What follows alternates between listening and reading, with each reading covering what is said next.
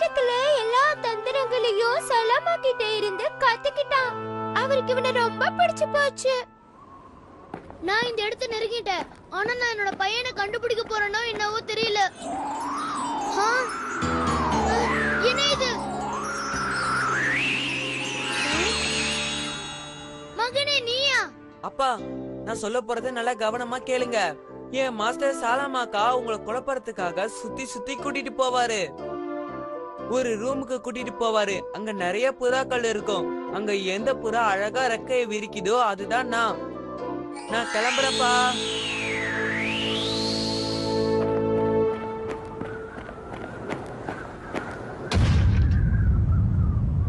Master சாலமான் Khan, நீங்க சொன்ன ஒரு வருஷம் முடிஞ்சிருச்சு. நான் என் பையனை கூட்டிட்டு போவதுக்காக வந்திருக்கேன். அவனை கண்டிப்பா என்னால கண்டுபிடிக்க முடியும். உன் நம்பிக்கையை நான் பாராட்டுறேன். ஆனா இதுவரைக்கும் இங்க விட்டுட்டு போன பசங்களை எந்த அப்பாவும் அடையாளம் கண்டுபிடிச்சதில்லை. நீங்க நம்பிக்கையோட வந்ததுக்கு என்னோட பாராட்டுக்கள். என் பின்னாடி வாங்க. அப்படியே உங்க பாராட்டுக்கு நன்றி. முதல்ல என் பையன் இருக்கிற அறைக்கு என்ன கூட்டிட்டு போங்க. அவனை நான் பார்க்க ஆவலா இருக்கேன். இந்த புறா கூட்டத்துல ஒரு புறாவா உன் பையன் இருக்கிறான். எந்த புறான உன்னால கரெக்டா கண்டுபிடிக்க முடியுமா? அழகா தூகிய விரிச்சிட்டு இருக்கவன் தான் என் பையன். எனக்கு தெரியும்.